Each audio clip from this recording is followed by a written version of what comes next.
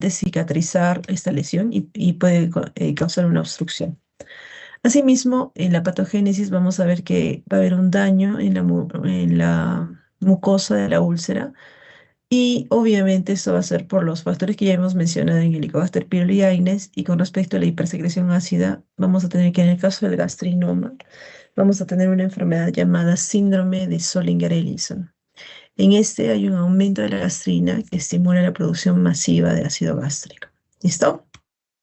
Ahora, este es un cuadro en el que ven la concentración de gastrina y la tasa de secreción ácida gástrica. Y aquí pueden ver, por ejemplo, que la concentración de gastrina normal es de 35 picogramos por mililitro, dando una secreción de hidrogeniones de más o menos 0,5 a 2, mientras que en el gastrinoma, por ejemplo, en el síndrome de Zollinger-Ellison, ustedes pueden ver más o menos 500 picogramos por mililitro de gastrina y más o menos 15 a 25 basal de secreción de hidrógeno. Entonces vemos que es mucho más y por tanto va a eventualmente haber daño.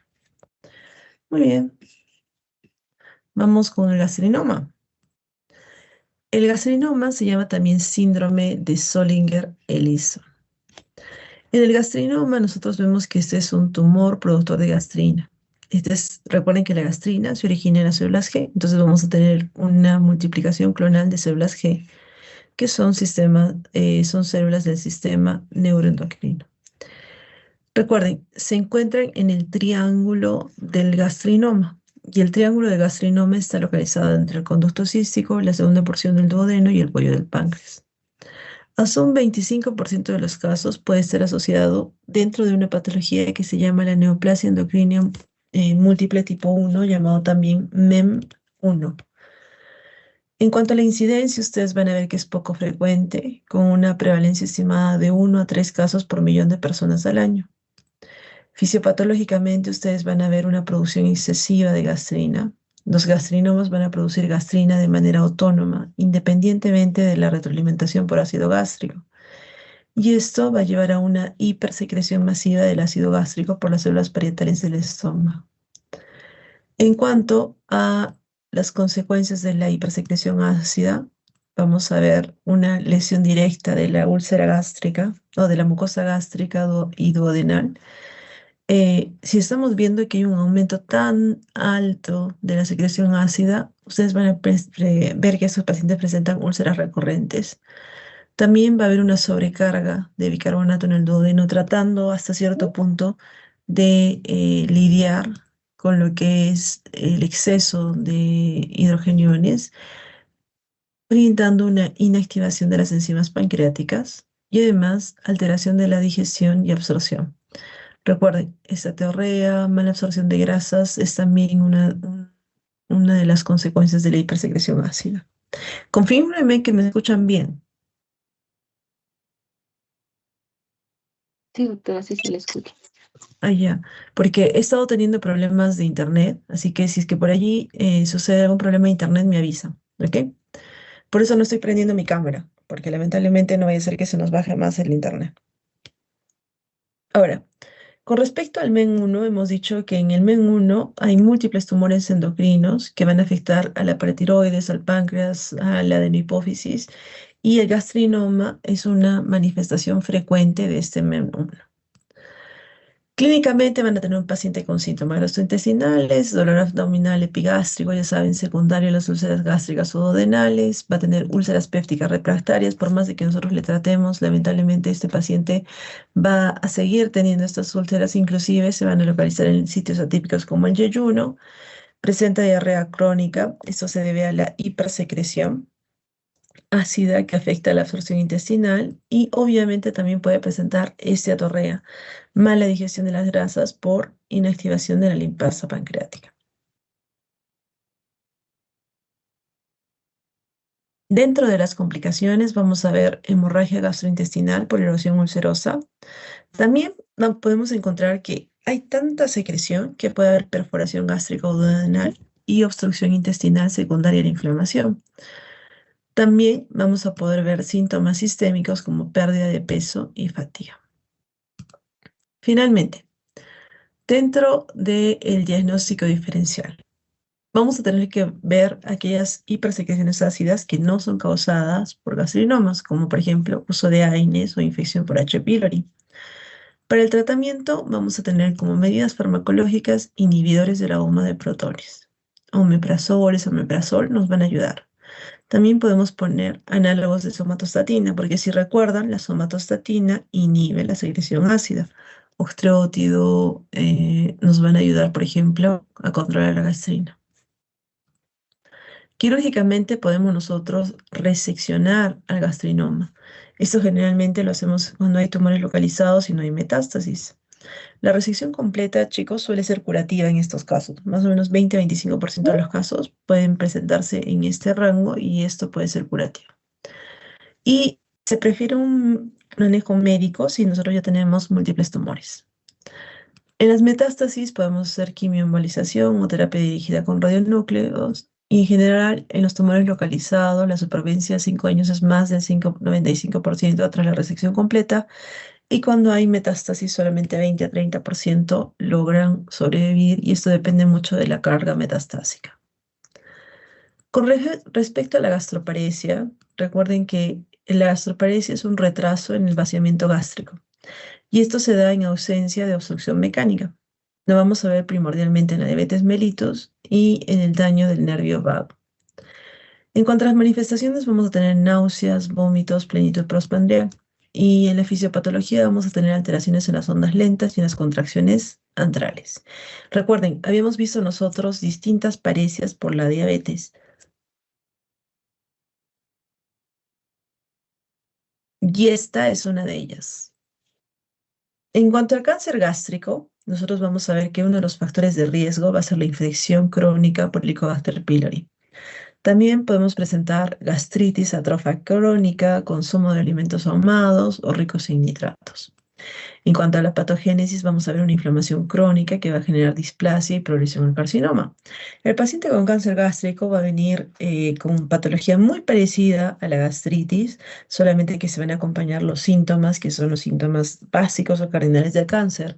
Pérdida de peso, es un paciente que está demasiado caquético, que de repente puede presentar hematemesis. ¿Listo? Entonces no se olviden de eso. Ujú, ujú. Muy bien. Vamos a ir a intestino delgado. Cuando hablamos acerca de intestino delgado, vamos a ver que intestino delgado tiene una función motora que va a estar encargada de los movimientos simultáneos. Por ejemplo, vamos a tener contracciones de mezcla, que son contracciones de segmentación más o menos espaciadas en 1 metro y van a causar segmentación. Entonces recuerden que se segmentan 2 a 3 veces por minuto y vamos a tener las ondas eléctricas lentas que normalmente teníamos en todo el resto del tejido, que van a ser cada 8 a 12 segundos. Y luego tenemos las contracciones de propulsión. Estas van a brindarnos ondas peristálticas que incrementan el reflejo gastroentérico y que se pueden producir en cualquier parte del intestino delgado, generalmente de dirección anal, cero en dirección anal, o sea, van a irse hacia el ano y vamos a ver que van a ser cada 0,5 a 2 centímetros. Nos permiten el movimiento neto del quimo de más o menos 1 centímetro por minuto. Y recuerden que va desde el píloro hacia la válvula ileocecal, más o menos en 3 a 5 horas. Y a veces recuerden que el quimo se va a quedar en la altura del intestino delgado, a la altura de la válvula ileocecal, hasta que se desencadene la siguiente comida. Y nosotros volvemos a tener el reflejo gastroileal. En cuanto a las hormonas, en la motilidad intestinal vamos a ver que estimulan, por ejemplo, la gastrina, la CCK, la insulina, la motilina, la serotonina, y que van a inhibir, por ejemplo, a la secretina y al glucagón. Eso es en la parte de los movimientos. Recordemos que la muscularis mucosa va a tener pliegues que van a aumentar la superficie expuesta al quimo y vamos a tener contracciones de las vellosidades con acortamiento y alargamiento. El acortamiento nos va a permitir el ordeñamiento, es decir, que la linfa va a fluir desde los quelíferos centrales hacia el sistema linfático. Recuerden, inicia con reflejos nerviosos del plexo submucoso. Y en la válvula ileocecal van a prevenir el reflujo del colon hacia el intestino delgado. Recuerden, el esfínter ileocecal resiste presiones inversas de 50 a 60 centímetros de agua y está contraído hasta que inicia una comida. Recuerden que cuando hay el reflejo gastroileal, recién se apertura y hay un retraso del vaciamiento para que el quimo se absorba más y al ciego solamente lleguen 1500 a 2000 mililitros de quimo, disculpen. Entonces, vamos a ir ahora a las vellosidades. Esta parte es un poquito importante, así que les voy a dar unos 5 minutitos para que regrese. ¿Listo? Para que no sea así tan...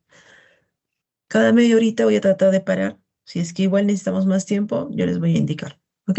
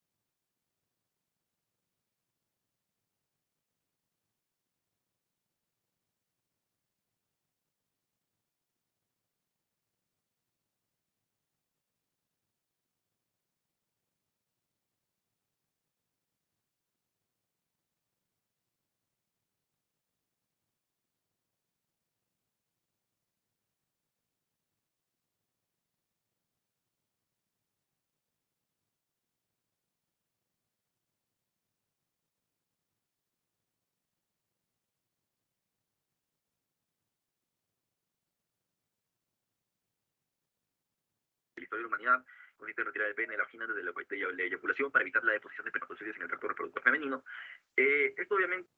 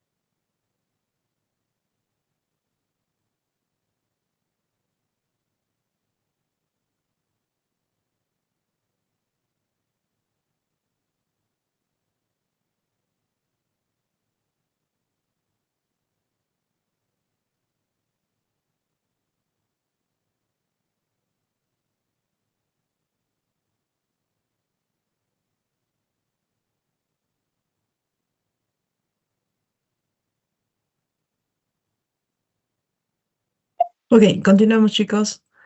A ver, cuando hablamos acerca de las funciones de absorción, este nivel, identificamos que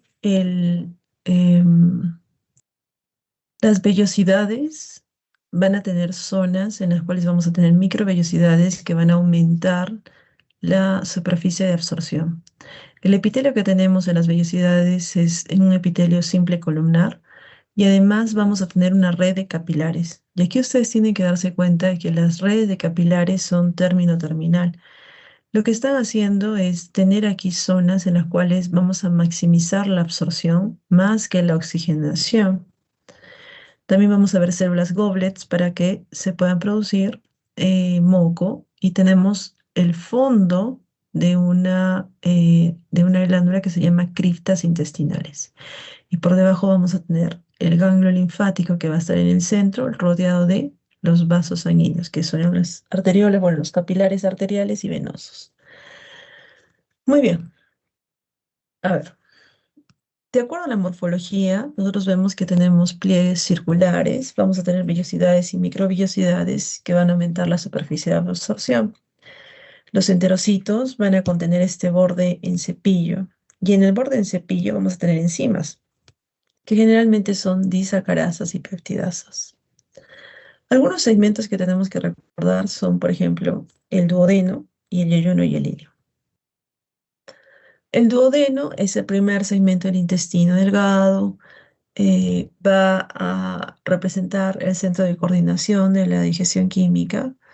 Recuerden que es el duodeno el que recibe el quimo gástrico y lo va a ir mezclando con la bilis, con el jugo pancreático y con las secreciones duodenales. Y esto va a generar o va a regular la liberación de gastrina y la motilidad intestinal distal. Entonces, a grandes rasgos, sabemos que aquí se va a dar la digestión química principal y el quimo se va a mezclar con bilis y con el jugo pancreático. Las funciones principales del duodeno van a ser la neutralización del quimo. ¿Listo? Eso es importante. Debemos de coordinar la digestión química mediante enzimas pancreáticas, activar a las proenzimas, regular el vaciamiento gástrico e iniciar los procesos selectivos de absorción.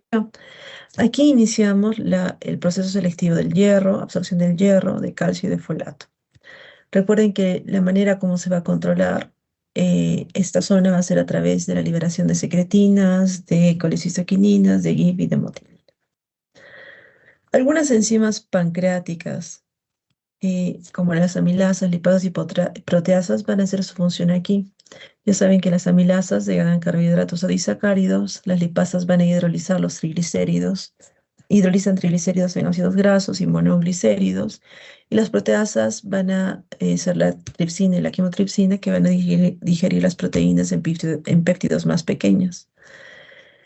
En cuanto a la bilis, recuerden que contiene sales biliares y estas van a emulsionar las grasas y facilitan la acción de las lipasas. Con respecto a las enzimas de borde en cepillo, tenemos a las disacarasas que van a ayudarnos primordialmente con la digestión de lactosa, maltosa y sacarosa. Tenemos peptidasas. Una de ellas se va a llamar enteropeptidasa o enteroquinasa, que va a estar es una enzima que está en el borde del cepillo duodenal. La enteropeptidasa va a convertir el tripsinógeno en tripsina. Y la tripsina activa, ya habíamos dicho, va a tener estas formas. ¿Listo? El, recuerden que el duodeno es el lugar de la absorción, por ejemplo, se inicia la absorción del hierro. Recordemos que el hierro nosotros lo vamos a ingerir en forma de hierro reducido, o bueno, hierro con 3 cruces, y tenemos que volverlo con hierro 2 cruces para que pueda ser absorbido y entre por este receptor. En general, vamos a ver que el duodeno recibe la bilis, las enzimas y todo lo demás, y es un lugar en el cual hay un ambiente con riesgo de daño oxidativo y citotóxico. ¿Listo? Y creo que esto se lo vamos a poner aquí para que no se confunda. Y cuando nos referimos a la vitamina C, Recordemos que así como es un ambiente tóxico, necesitamos algunas sustancias que nos ayuden. Para esto, la vitamina C cumple funciones protectoras. Por ejemplo, es un antioxidante intracelular, neutraliza los radicales libres de oxígeno, protege al DNA y a las proteínas y también a las membranas del enterocito. Es un cofactor para la síntesis de colágeno, que es necesaria para la hidroxilación de la prolina, mantiene la integridad estructural de la mucosa duodenal y favorece la reparación epitelial y la integridad y previene el daño mucoso por bilis. Recuerden que la bilis, hemos dicho que genera estrés oxidativo. Ahora, la vitamina C también va a ser encargada de justamente ayudar a este cambio de hierro 3 cruces a hierro 2 cruces. ¿Listo? Acá yo creo que vamos a poner, mejor lo vamos a poner aquí. Muy bien. En cuanto a yeyuno y hilio, vamos a dar cuenta que van a haber también mucha absorción de nutrientes con el transporte activo secundario con sodio de monosacáridos y aminoácidos. En cuanto a las proteínas, sabemos que los aminoácidos se van a transportar activamente hacia los enterocitos, los lípidos van a ser incorporados en micelas y van a ser transportados como kilomicrones para el sistema linfático. Las vitaminas liposolubles, como las que son la vitamina K, la E, la D y la A, junto con las grasas, van a ser absorbidas en esta zona. También las hidrosolubles por transporte activo regulado por vitamina D. Y en cuanto a los minerales, vamos a seguir absorbiendo el hierro y el calcio. Ahora, cada uno de ellos hemos dicho que tiene transportadores específicos, vamos a seguir con el DMT1 y van a ser regulados por factores como el pH y la vitamina D, y en el caso del hierro, la vitamina C. Entonces, recuerden, por ejemplo, en los pacientes que eran marineros, digamos, en el pasado, ellos no tenían suficiente absorción o suficiente ingesta, por ejemplo, de vitamina C o vamos a ver, de repente vegetales frescos, y por tanto muchos de ellos desarrollaban escorbuto. Ahora, hubo un marinero que se le ocurrió darle limones a las personas y ellas sanaban el escorbuto con esto. Acá estamos viendo que es un cofactor para la absorción de hierro.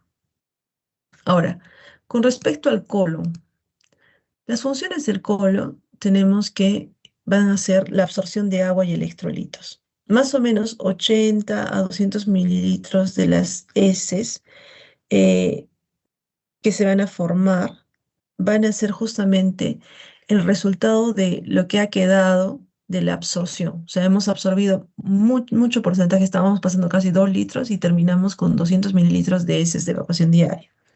Y recuerden, aquí resalta la fermentación de las fibras no digeribles. Ya habíamos hablado del rol de la microbiota intestinal para generar justamente estos AGCs, que son los ácidos grasos de cadena corta y también algunos gases. Ahora, la mitad proximal del colon se va a dedicar a la absorción de agua y la mitad distal al almacenamiento de este tejido, de este material fecal.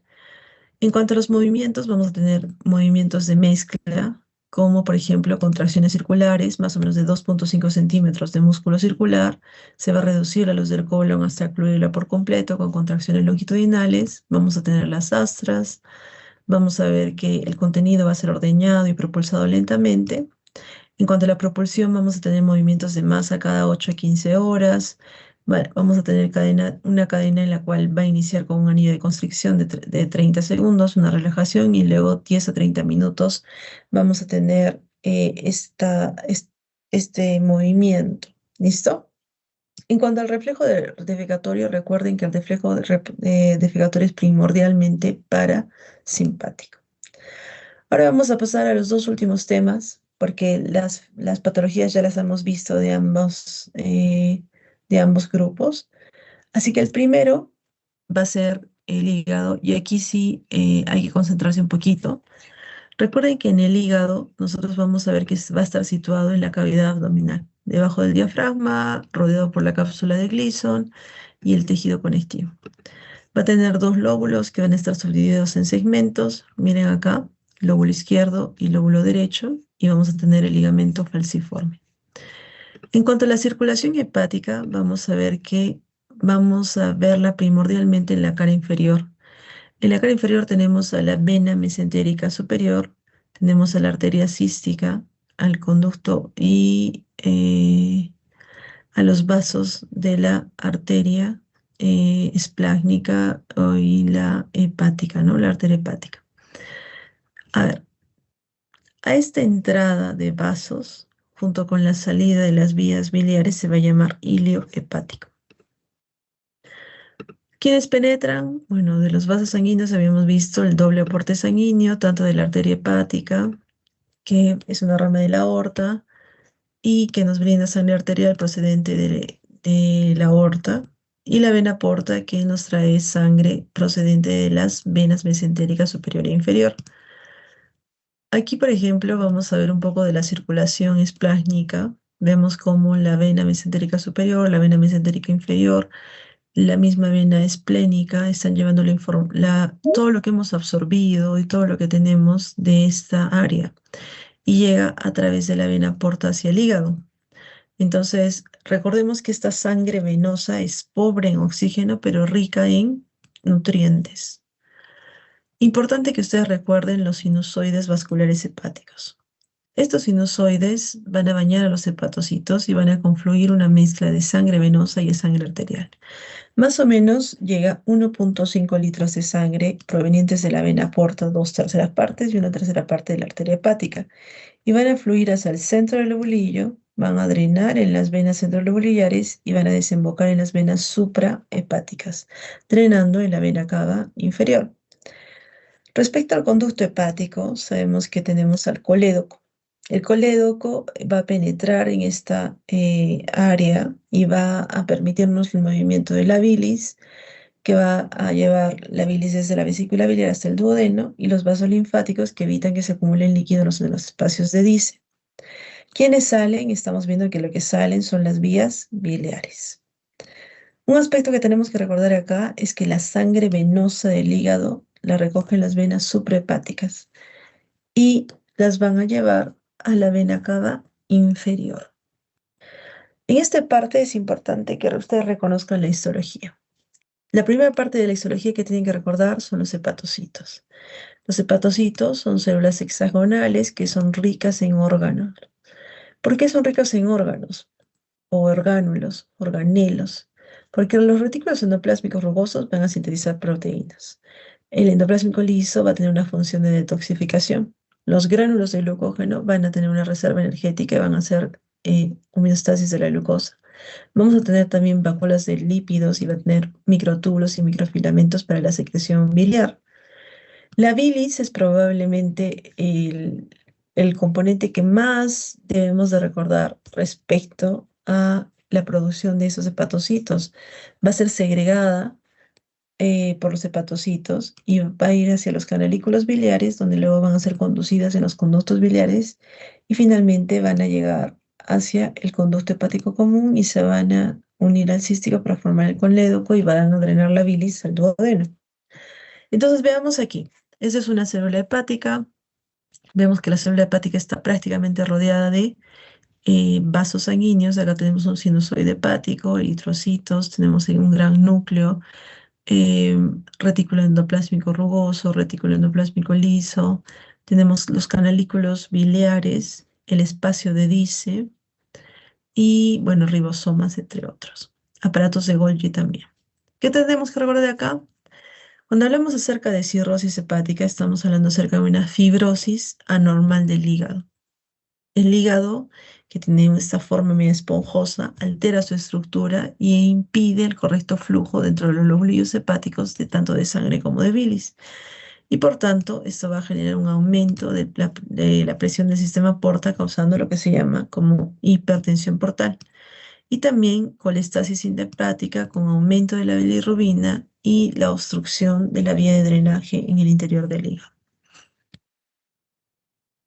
Ahora, las células de los conductos biliares van a ser células cuboidales o cilíndricas y van a tener una forma de tubos por donde circula la bilis.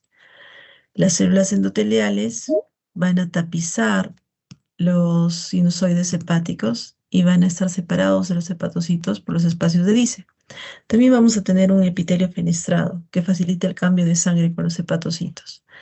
Y vamos a tener células perisinusoidales o células de hito que se localizan en los espacios de Dice. Importante, vamos a tener un espacio comprendido entre los hepatocitos y el endotelio que se llama el espacio de Dice y que es importante porque es una especie de área linfática. Y hay tres funciones esenciales de estas células perisinusoidales. Uno, almacenan la vitamina A. Van a tener la capacidad contráctil, es decir, van a regular el flujo sanguíneo de los sinusoides y pueden ayudar al proceso de la fibrogénesis hepática. Finalmente, habíamos dicho que hay algunas células que son células inmunes que se enamoran de ciertas zonas y se quedan a vivir. Una de ellas son las células de Kupffer. Las células de Kupffer se van a localizar entre las células endoteliales y van a representar al sistema mononuclear fagocítico. Van a derivar como todos de los menocitos sanguíneos y sus funciones van a ser primordialmente fagocitosis, presentación de antígenos y síntesis de citocinas. Entonces, si nosotros recordamos que la función principal del hígado va a ser justamente la detoxificación, nosotros nos vamos a dar cuenta que toda su función se va a basar en ello. Pero justamente la organización y la estructura es importante en el hígado. Miren, nosotros vamos a ver que el parénquima hepático va a tener el espacio porta. El espacio porta es una región de tejido conjuntivo que está rodeado por hepatocitos. Y vamos a tener tres elementos: conducto biliar, la arteriola procedente de la arteria hepática y la vénula que deriva de la vena porta. En cuanto a los lobulillos hepáticos, vamos a ver que tenemos fragmentos de 1 a 2 milímetros de diámetro de forma hexagonal, que como pueden ver ustedes, están hasta cierto punto rodeando una serie de espacios porta. Pero eso ya lo vamos a ver más adelante. Y los ácidos hepáticos portales van a tener una estructura poligonal. Uno de los ejes va a ser dos espacios porta y el otro eje va a ser dos venas centrolobulares. Entonces, vamos aquí. Lo que ven en el centro es una vena centrolobular. Los que son verdes son conductos biliares. Los que son azules son venas portas y los rojos arterias hepáticas. Si nosotros tenemos dos venas centrolobulares y dos zonas que son biliares, vamos a tener entre ellas un acino portal. Pero si nosotros vemos un eje en donde tenemos venas centrolobulares y en el centro está el conducto biliar formando casi un triángulo, ese es un lobulillo portal. ¿Y qué es un lóbulo hepático? Pues un lóbulo hepático es un espacio en el cual nosotros vamos a tener en el centro una vena central y a los costados tenemos vena portas y arterias hepáticas. ¿Cuál es el espacio porta? Pues donde está la vena porta, allí tenemos el espacio porta. Ahora veamos aquí.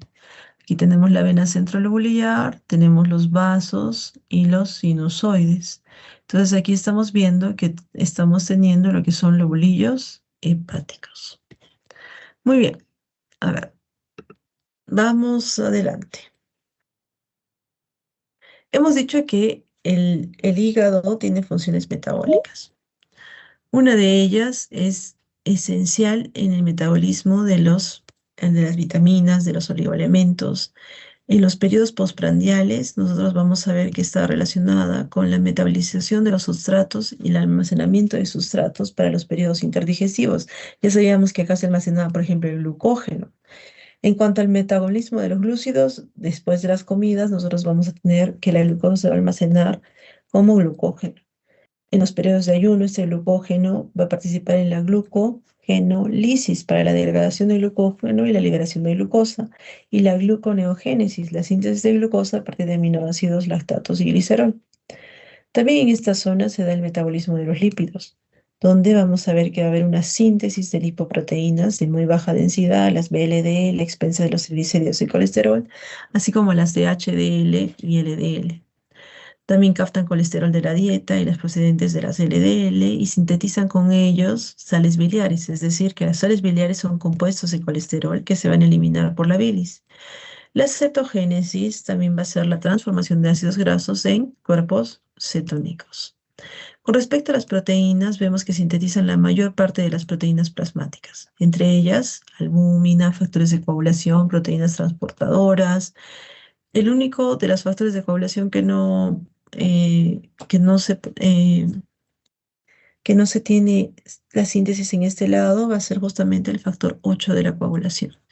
En cuanto a proteínas transportadoras, van a ser también preparadas en esta área, sobre todo, por ejemplo, la transferrina que transporta el hierro y también lipoproteínas que van a transportar lípidos. ¿Quiénes no están aquí producidas? Las inmunoglobulinas, porque recuerda que estas se elaboran por las células plasmáticas en la médula ósea. Ahora, con respecto a las vitaminas, en el metabolismo de las vitaminas nosotros vamos a ver que van a almacenar las vitaminas que son A, D, la B12 y el ácido fólico. Y también aquí se da la hidroxilación del carbono 25 de la vitamina D, volviéndola activa. Recuerden que la vitamina D era 1,25 hidroxicolecalciferol.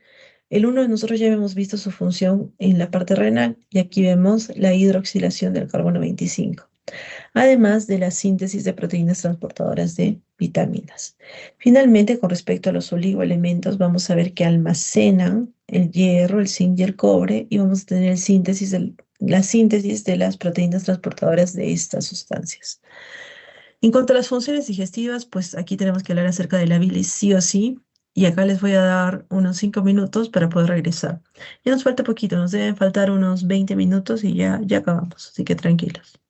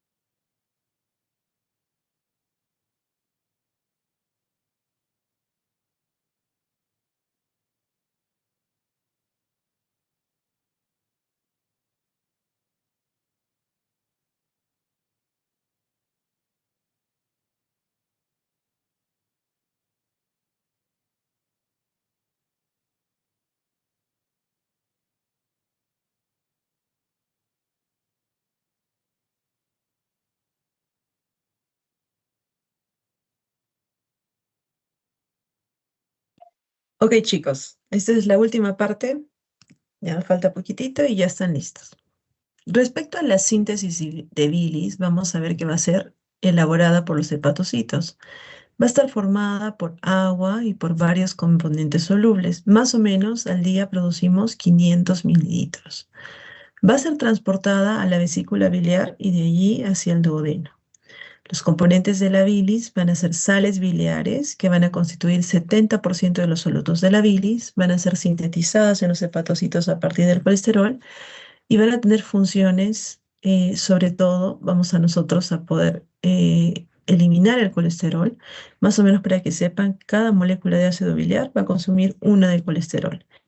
Y las sales biliares lo que hacen es solubilizar el colesterol para facilitar su eliminación por la bilis. También nos permite metabolizar a las vitaminas liposolubles. Las sales biliares van a ser esenciales para la absorción de lípidos en el intestino delgado y ayudan a la formación de micelas.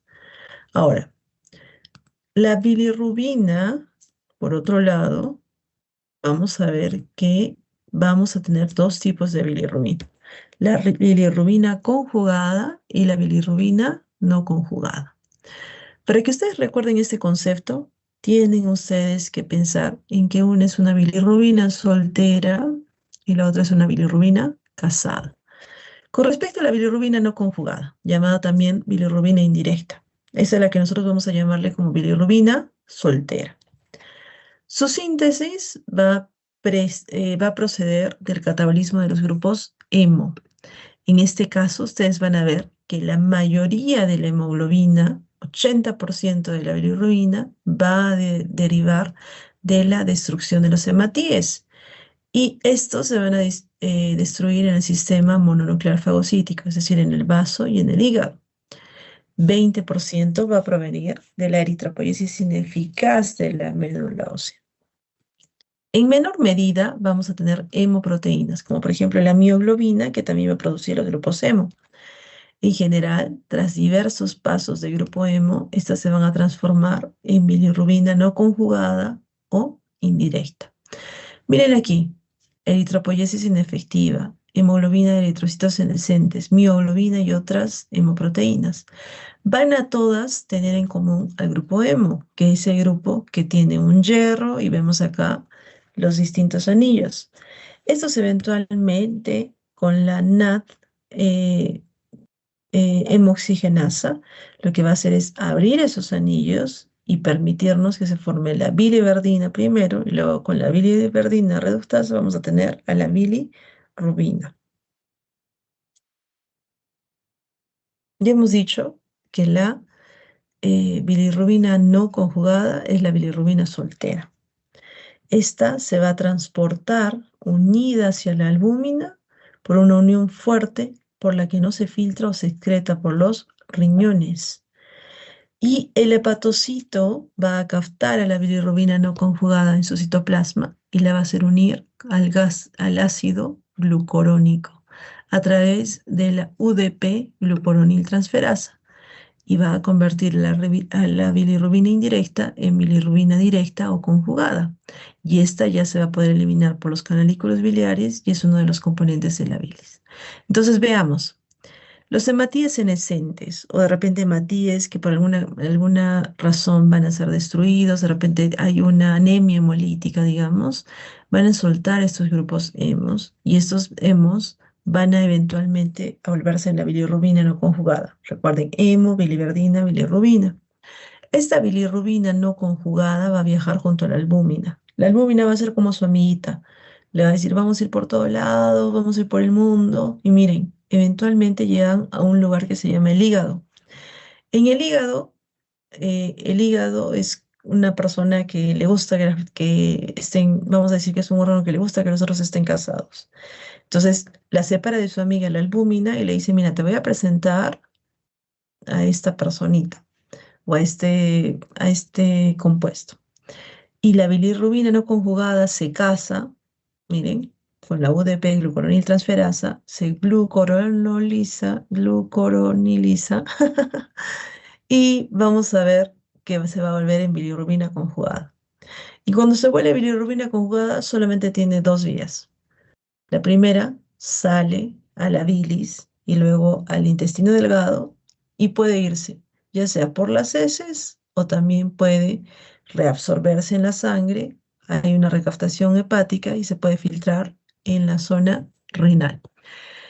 Entonces, cuando hablamos acerca de bilirrubina conjugada, aquí nosotros vamos a ver que se llama bilirrubina directa. Esta es hidrosoluble y en el intestino grueso, por acción de la microbiota intestinal, se convierte en urobilinógeno, que se elimina en las heces, responsable de la coloración marrón de las heces, y un pequeño porcentaje se reabsorbe, vuelve a ser captada por el hígado y es excretado y es filtrado en la orina, dándole el color amarillo hacia la orina. Entonces, la bilirrubina que viaja por todo lado con su amiga albúmina, esa es no conjugada. La bilirrubina que se casó, que le pusieron un grupo glucuronil, esa es la bilirrubina conjugada. Y esa es la que sale por la bilis, la que luego se va a volver en urobilinógeno y luego va a darle el color que es característico tanto de las heces como de la orina. Cosas importantes. Cuando hay hiperbilirrubinemia, es decir, bilirrubinas por encima de 1 miligramos por decilitro, estas van a producir ictericia. La ictericia es el tinte amarillento de piel y mucosas. Y para que nosotros veamos una ictericia como la de la foto, la concentración de bilirrubina tiene que ser superior a 2,5 miligramos por decilitro. En cuanto a los mecanismos, vamos a ver que, por ejemplo, un aumento de la bilirrubina, ya sea por anemia hemolítica, por déficit de ácido fólico de B12, o cuando hay una alteración en la recaptación de bilirrubina o un defecto en la glucoronoconjugación, vamos a tener estas causas de ictericia. Ahora, las hepatitis virales tóxicas también van a ser causas, van a tener ictericia o hiperbilirrubinemia, pero esto va a ser sobre todo por colestasis. Y esa colestasis es intrahepática o extrahepática. Entonces, ¿qué tenemos que recordar de acá? Cuando tenemos un aumento de la bilirrubina indirecta, esta va a ser más característica de la anemia hemolítica. Vamos a tener que esto se va a producir por una disminución en la vida media del hematía. Los trastornos de captación de la bilirrubina por los hepatocitos van a ser poco frecuentes y van a estar asociados a fármacos como la rifampicina y el contraste yodado. Recordemos que tenemos defectos de la conjugación hepática de la bilirrubina. Por ejemplo, vamos a tener la ictericia transitoria del recién nacido, donde hay una madurez de esta enzima, ¿se acuerdan? La UDP-glucuroniltransferasa. Esta también podría darse por defectos en el gen que codifica la UDP-glucuroniltransferasa. Y aquí vamos a tener dos enfermedades clásicas. La primera se llama el síndrome de Gilbert, el cual es un síndrome benigno y en el que hay una ictericia en situaciones de ayuno, procesos infecciosos. También podemos tener el síndrome de Crigler-Najjar, en el cual nosotros vamos a tener una actividad baja de la UDP-glucuroniltransferasa. Por ejemplo, este tipo de ictericia a predominio indirecto lo van a tener algunos jóvenes que durante los exámenes, por ejemplo, tienen un aumento de bilirrubinas y que les da un tinte ictérico a la piel. ¿Ok? Con respecto a la bilirrubina conjugada o bilirrubina directa, aquí vemos que va a haber una eliminación de la bilirrubina por los hepatocitos. Esta bilirrubina directa se va a dar en dos enfermedades hereditarias. La primera se llama el síndrome de Dubin-Johnson y la otra el síndrome de Rotor. En estas características no es capaz de excretar la bilirrubina conjugada del canalículo biliar y hay una obstrucción a la salida de la bilis, eso se llama colestasis y es la causa más frecuente de ictericia. La colestasis puede ser intrahepática, por ejemplo, hepatitis víricas, hepatitis por tóxicos, cirrosis hepática, infiltración tumoral del hígado. Si yo tengo un paciente con hepatitis A, pues va a tener probablemente colestasis intrahepática y esto nos va a causar justamente ictericia. Si es que nosotros hablamos acerca de las extrahepáticas, vemos que hay una obstrucción a la salida de la bilis y generalmente esto se da por cálculos que obstruyen la salida de la bilis y desplazan el colédoco, o por procesos tumorales. Por ejemplo, el cáncer de la cabeza de páncreas suele tener este tipo de ictericia. Y las formas mixtas van a causar hepatopatías agudas o crónicas. Estas hepatopatías agudas crónicas pueden tener lo que es una hiperbilirubinemia intrahepática y extrahepática. Muy bien, hasta aquí ya hemos visto una de las partes más importantes, que es bilirrubina. Sabemos que también como componentes de la bilis, además de las sales biliares y la bilirrubina, tenemos colesterol, fosfolípidos, que tienen una solubilidad muy escasa y forman agregados de estructuras cristalinas y van a ser fundamentales para la formación de micelas. Las micelas son pequeñas partículas que vehiculizan los lípidos para facilitar su absorción en el intestino delgado. Y también vamos a tener agua en la bilis. Ahora, teníamos otra función. Esta es una función de detoxificación. La función de detoxificación es la capacidad de metabolizar y de transformar tanto tóxicos, fármacos o drogas y modificar la actividad y el grado de liposolubilidad, permitiendo la eliminación de bilis por la orina. La función hormonal también es una de las funciones del hígado. Van a producir hormonas como la IGF-1, que es la Insulin Growth Factor, o también van a sintetizar proteínas transportadoras de hormonas, como por ejemplo las proteínas transportadoras de, vamos a decir, tiroxinas y otros. En cuanto a la degradación de hormonas, aquí es donde se van a procesar las hormonas sexuales, la hormona de crecimiento, la insulina, el glucagón. Cuando nosotros no tenemos un buen hígado, probablemente estas van a verse afectadas. ¿Qué pruebas complementarias vamos a usar? A ver, en este aspecto vamos a ver la valoración de la función hepática. Primero podemos ver la bilirrubina, como ya valor normal es 1 miligramo por decilitro, la albúmina, que ya decíamos que será más o menos 4, con un valor o rango de 3,5 a 5,5. Coagulación, estudios de coagulación, recuerden que el hígado sintetiza la mayor parte de los factores de coagulación, excepto el factor 8. En las enfermedades hepáticas hay alteración del tiempo de coagulación, sobre todo de la prodromina y la tromboplastina activada. También tenemos el amonio plasmático, que deriva de la degradación de los aminoácidos por las bacterias intestinales. Y recuerden que los hepatocitos van a transformar este amonio en urea, con valores normales entre 10 a 80 microgramos por decilitro. La fosfatasa alcalina, que va a tener un valor de 30 a 120 unidades por litro.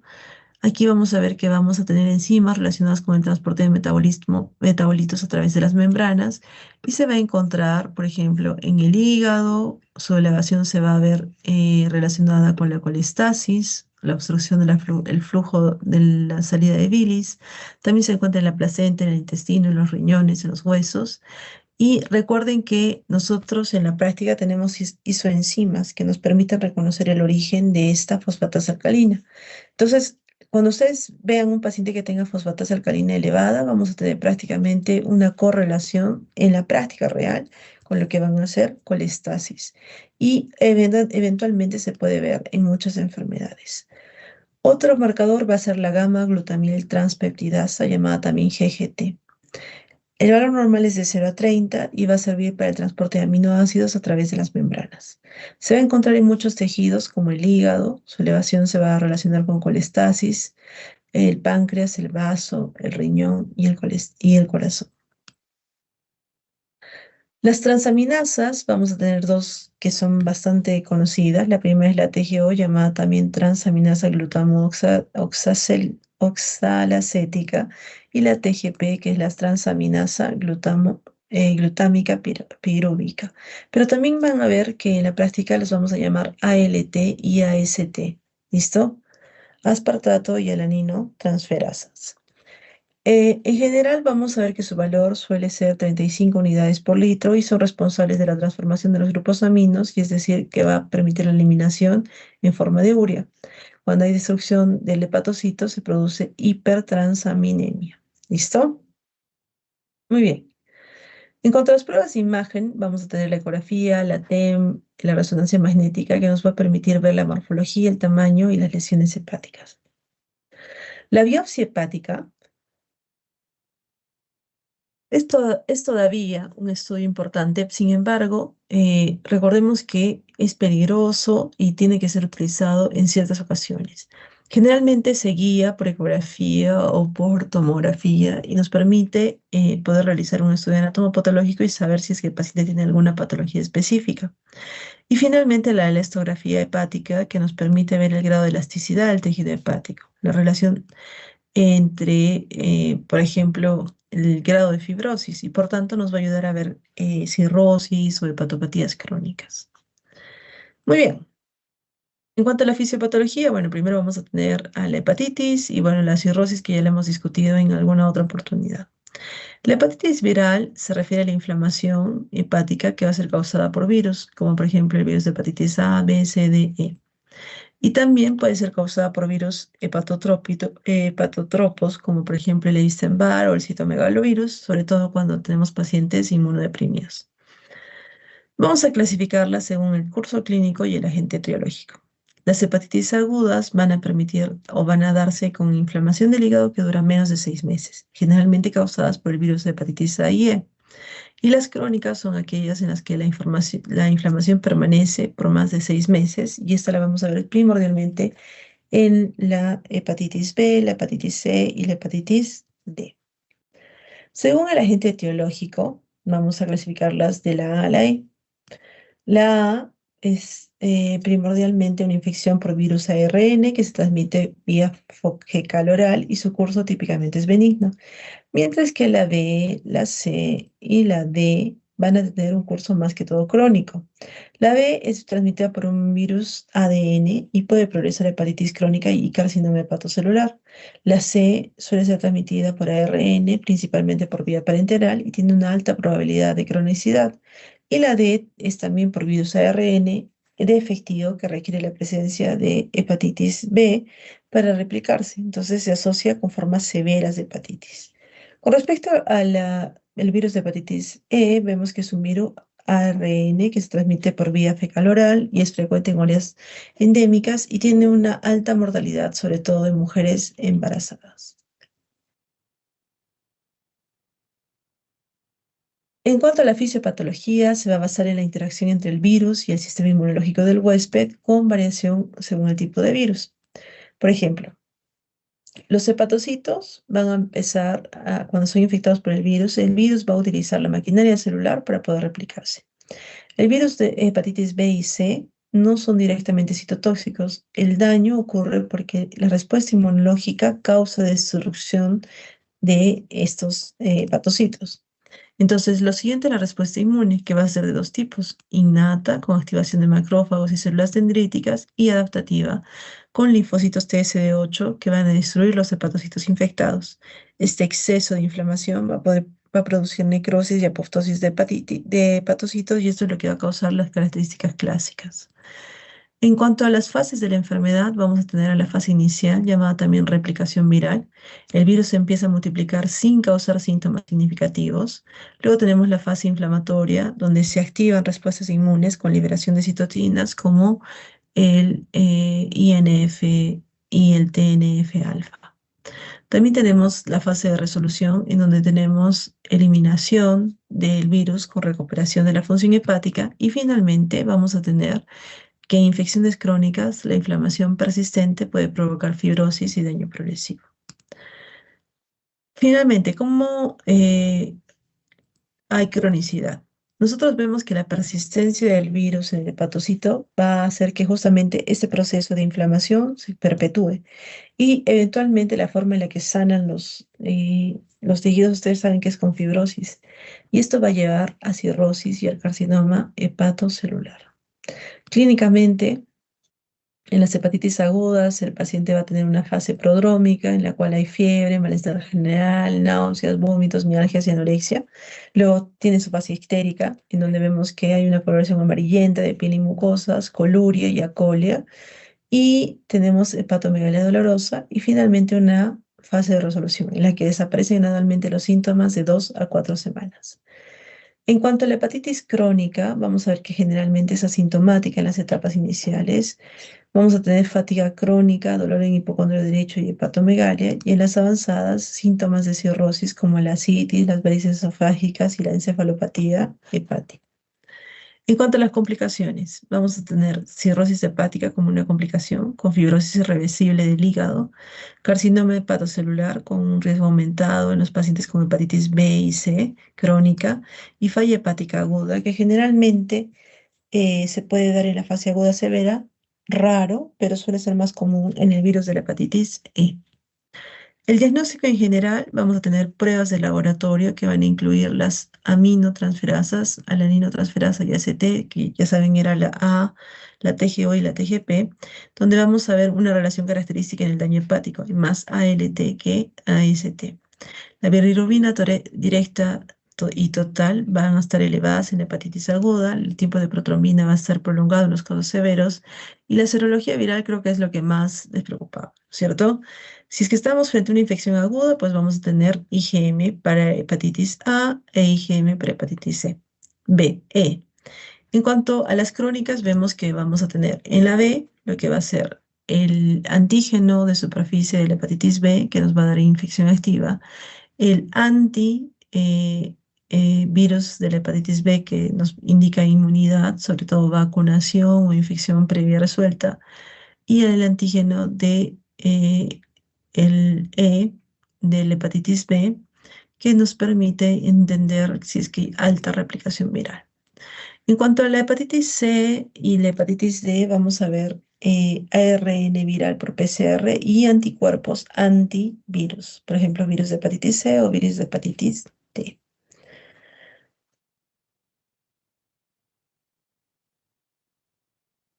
Se puede hacer ecografía, esto es útil en hepatitis crónica para detectar fibras o fibrosis o nódulos y también se puede hacer elastografía.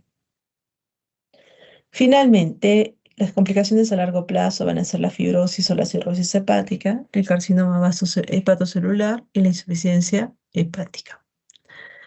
Último tema, el páncreas exocrino. Sabemos que funcionalmente, ya lo habíamos visto, ¿no? Cómo es la anatomía. Sabemos que el páncreas exocrino representa el 85 al 90% del páncreas total. Va a estar formado por ácidos pancreáticos y conductos secretores. El drenaje principal lo da el conducto de Wilson, que luego drena la ampolla de Vater en el duodeno y está regulado por el esfínter de Oddi. Y tenemos un conducto accesorio que se llama Santorini. Con respecto a la organización histológica, vemos que hay ácidos pancreáticos que van a ser organizados en áreas en las cuales vamos a tener las células acinares que van a secretar las enzimas digestivas y vamos a tener granulaciones que van a ser proenzimas. Y estos van a conformar todas estas células acinares, los acinos pancreáticos. También teníamos las células centroacinares y ductales que van a secretar agua y bicarbonato y también van a formar el jugo pancreático alcalino. ¿Listo? Y eventualmente, más o menos para que recordemos, la composición del jugo va a ser principalmente un volumen diario de 1 a 2 litros con un pH de 7,6 a 8,8 para neutralizar el ácido gástrico, teniendo como principal componente el bicarbonato que neutraliza, las enzimas digestivas como proteasas, tripsina, quimiotripsina, carboxipeptidasa, elastasa, amilasas para lo que va a ser la digestión de los carbohidratos, la lipasa para los triglicéridos, las fosfolipasas y el colesterol esterasa para el metabolismo de las grasas y el inhibidor de tripsina para evitar la autodigestión. Recuerden que la activación enzimática, nosotros vamos a tener primero simógenos, excepto la amilasa y la lipasa, y esto nos va a permitir la protección. En el duodeno, el enterocito va a producir justamente enterocinasa o enteroquinasa que activa el tripsinógeno y lo vuelve en tripsina. Y la tripsina activa al resto de proenzimas. Finalmente, ¿cómo se da la regulación? Tenemos la regulación neural con el parasimpático que a través del nervio vago aumenta la secreción enzimática y bicarbonato y el simpático que disminuye la secreción. A ver, aquí tenemos la colecistoquitina que se da en estímulos como grasas y aminoácidos en el duodeno, la secretina por ácido en el duodeno y el GIP y el BIP por nutrientes. Estas van a tener acción, por ejemplo, en aumento de enzima pancreática, aumento de bicarbonato y agua y efectos menores facilitadores. que igual yo no les diría tan menores, me parece que sí tienen un rol mayor, sobre todo ahora, pero bueno, fisiológicamente recuerden que neutralizan el ácido graso y logran un pH adecuado para las enzimas. La digestión principal que se da van a ser, ya saben, proteínas, lípidos y carbohidratos y facilitan la absorción de lo que son las vitaminas y liposolubles. Los mecanismos protectores contra la autodigestión van a hacer que los imógenos que se van a producir van a ser inactivos. Sabemos que hay un inhibidor de la tripsina en el jugo pancreático, que va a haber una activación enzimática, pero solo cuando ya sea en el duodeno, y una rápida eliminación del jugo mediante flujo ductal. Con respecto a la fisiopatología, ¿listo? La fisiopatología es importante porque vamos a hablar primero de la pancreatitis. Por definición, la pancreatitis aguda es una inflamación reversible del páncreas por activación prematura de enzimas digestivas, generando autodigestión. Esta activación intrapancreática va a causar autodigestión. Luego tenemos que los mecanismos van a ser activación intrapancreática del tripsinógeno, la aciotripsina, tripsina va a activar otras proenzimas, va a haber una autodigestión y esta autodigestión va a causar lamentablemente necrosis grasa, edema y ruptura acinar y eventualmente también liberación de mediadores inflamatorios como interleucina 1, 6 y factor de necrosis tumoral alfa y daño vascular con hemorragia pancreática. El 90% de los casos van a ser debido a litiasis vesicular y alcohol. ¿Listo? Con litiasis vesicular a veces un poquito más, sobre todo en el sur del Perú va a ser litiasis vesicular. En otras áreas van a ser más alcohol. En la litiasis hay una obstrucción del conducto biliar, de cualquier vía biliar, hay aumento de la presión ductal, un reflujo biliar y una activación enzimática debido a este reflujo. En el alcohol, lamentablemente, hay un aumento de la secreción proteica y una disminución del bicarbonato, causando lo que se llaman tapones proteicos o obstrucción. Y por tanto, esto va a dar también un daño tóxico directo a los vacinos y a las mitocondrias. Sistémicamente, ustedes van a ver que el paciente va a presentar, por ejemplo, CIRS o fallo multiorgánico por liberación de citocinas, hipocalcemia y síndrome de estrés respiratorio agudo. Esto no es que se va a presentar en todos los casos, sino que el paciente puede progresar inclusive hasta necrosis infectada con colonización de bacterias o neumonía, por ejemplo. Entonces, la pancreatitis progresa. ¿Cuáles son los marcadores? Pues vamos a tener lipasa, que es la más específica, y amilasa, que no es específica, pero que baja rápido.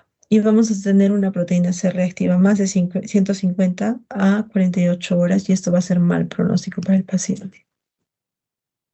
Cuando ustedes tengan un paciente con pancreatitis, van a tener que hacer algo que se llama curva de amilasa y lipasa para saber cómo están subiendo, si es que, por ejemplo, en el transcurso de un día o menos, nosotros tenemos un doble o un aumento doble de los valores de lipasa, por ejemplo, o los valores de amilasa. Ahora, no solamente tenemos pancreatitis aguda, sino también tenemos pancreatitis crónica, que se define como la destrucción progresiva del parénquima que da fibrosis y que produce la insuficiencia tanto exocrina como endocrina. ¿Cuáles son los mecanismos? Bueno, estímulos repetidos, como por ejemplo el alcohol, que va a producir precipitación proteica, activación crónica, fibrosis, microobstrucciones y luego vamos a tener daños a los islotes. En cuanto a las consecuencias, vemos insuficiencia exocrina, disminuye la lipasa, disminuyen las proteasas, disminuye la amilasa, y esto va a permitir que se disminuyan las grasas y las vitaminas K, queda, A, D, E, K, y haya heces que están llenas de grasa, y eso se llama esteatorrea. Más de 7 gramos por día de esteatorrea, pérdida de peso y malnutrición, va a ser una de las formas en las que vamos a identificar insuficiencia exocrina. En cuanto a la insuficiencia endocrina, vamos a ver que va a presentarse con diabetes tipo 3C, con baja insulina y glucagón y tendencia a la hipoglicemia severas, a diferencia de diabetes mellitus tipo 2. ¿Ok? En cuanto a la insuficiencia pancreática exocrina, aquí por definición vamos a tener que hay una incapacidad para producir enzimas pancreáticas suficientes para la digestión normal. Entonces, como no hay enzimas, hay mala digestión. La insuficiencia pancreática se caracteriza por esteatorrea, pérdida de peso y disfunción de las vitaminas que da. En general, las causas van a ser pancreatitis crónica, la fibrosis quística, las resecciones pancreáticas, tumores o enfermedades autoinmunes. Y el mecanismo hemos dicho, disminución de lipasa, digestión incompleta, disminución de bicarbonato, pH ácido, inactiva las enzimas y disminución de las micelas. En cuanto a las manifestaciones, vamos a tener esteatorrea, diarrea crónica, distensión, déficit vitamínico. Por ejemplo, si falta la vitamina A, vamos a tener ceguera nocturna. Si es que tenemos la vitamina D que nos falta, osteomalacia. Si falta la vitamina E, neuropatías periféricas. Y la K, sangrados. En el diagnóstico vemos que la elastasa fecal va a ser el gol estándar no invasivo para ver si es que el paciente tiene insuficiencia. Y esa debería estar menos de 200 microgramos por gramo. También podemos hacer una prueba de 72 horas de lo que se llama grasa fetal y en la fibrosis quística el test del sudor. Y hablando de la fibrosis quística, vamos a ver de que la fibrosis quística se da por una mutación del CFTR. ¿Recuerdan dónde estaba el CFTR? ¿Alguien? Lo hemos visto hoy día también.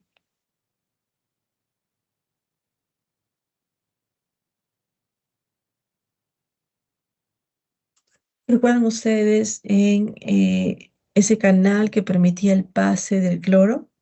Entonces aquí vemos que en general son canales que permiten el pase de sustancias. Si es que hay mutación, van a haber secreciones más espesas y van a haber obstrucción ductal. Se van a destruir los acinos, nos llega la lipasa al duodeno y nosotros vamos a presentar una insuficiencia pancreática exocrina que es severa desde la infancia. En cuanto a los tumores del sistema exocrino, vamos a ver que el adenocarcinoma ductal es probablemente el más común de ellos, con inflamación crónica y mutaciones que son del KRAS, el P53, la quinasa de la ciclina 2A, y también va a haber producción de obstrucción biliar e ictericia. Ya hemos dicho que habían los tumores mucinosos que van a formar, por ejemplo, los IPMN y en general los tumores neuroendocrinos que también están relacionados con este tema. Y con eso acabamos lo que teníamos que ver y que quedaba pendiente, chicos. Les deseo el mayor de los éxitos. Yo sé que es difícil haberse quedado hasta esta hora, pero lo hicimos, como habíamos prometido, en 1 hora y un poquito más, 1 hora y media, 1 hora y 42, vamos a decir. Así que suerte en sus exámenes y espero que les haya servido esta clase. Hasta mañana, si es que me confirman, o hasta la siguiente. Gracias, buenas noches, descansen.